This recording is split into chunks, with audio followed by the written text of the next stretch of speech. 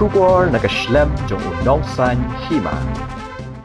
Sembut Menteri Rangba Kejela uba Preston Tunsong hene kesngi habaya kren bat kajing dawa jong ka kenhun ki kontraktor uloong baki don ka tu kat ni ki projek ki ba kimla ban phia namar kajing betha kalong kumta. Sembut Menteri Rangba ulaya thu baki projek kum na ka World Bank ka ADB ka PMGSY nangta na ka donors bat ki NEC scheme habakalat kawan katu kat niru ngimla ban phia ni hab ban ai betang kawai ulai thu baka sorkar ka snokya ha ka baidei bat kani ban na kalyang jong ulade ban batai sha ki kontraktor habaidei bat kani haus nem baladep ka sorkar ka phia ya ka scheme na ka state fund bat ki phia ban ai sha ki kontraktor na ka jilla ka jongi ula benrap da ka baong baki ong ban penkala ya ka ladala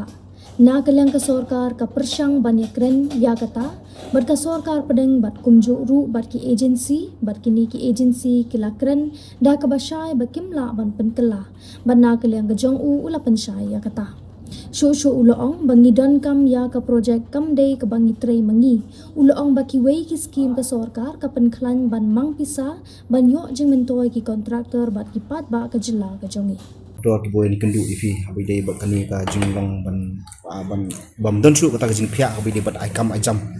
to kai ka daw bak penlong sai go man bakan ai bet bot in bol bet ya kata ngila de batai ngilai syong bat kini ki association joki kontraktor ngala batai ni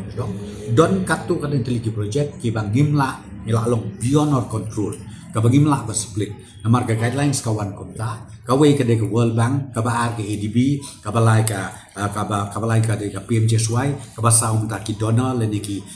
NEC scheme kita ki ya menta da ka package wise da kawan san folklore ngimla ban pia ngi habi ai bet ka single package te ngala batai ki namar ba ultimately ho ni suthu ni long concern ya ke jing.com ka livelihood jogi pai ba jungi de ki de ban suthu ngala batai ki ba hakalas financial year kat si haja san paklur ni sanction de state fund jongi haka ba kata ke si haja san paklur ni pia ban ai seki pai ba jongka i contractors jongga jela jungi tingi nang government ngim thia kata te kumang ong pi ho ki bapli ki ong ladala ban chin se ka guideline kata ni keren bat ka government dia pi ong ye ko World Bank pi ong ye ADB pi ong ye te tray still na kaliam jog government of India na gilor na kaliam jog itu agency kim ki ong yen namla ban chin se kini ki guidelines na kata ong im masih hamba dia don ka balu poilai spaklur don bor as paklur ni namla ban le ai ro ta tingla batai sai kata number ultimately don kum kita reject project ke bangi ngin la sukum no ngi dot kam ni ko project